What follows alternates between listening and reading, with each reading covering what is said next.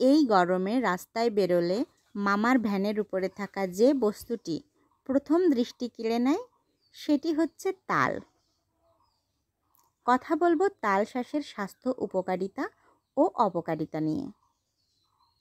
তাল শাঁস শরীরে শক্তি যোগায়, দৈহিক তাপমাত্রা কমিয়ে দেয়, ফলে শরীর ভিতর থেকে ঠান্ডা হয়।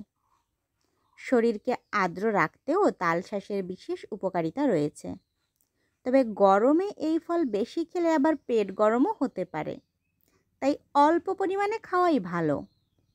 পাকস্থলীর বিভিন্ন সমস্যা, পেট গরম ভাব ও জ্বালা পোড়া কমায় এবং এই ফল খেলে হজমের সমস্যাও দূর হয়। তালের শাঁস লিভারের সুরক্ষায় কাজ করে।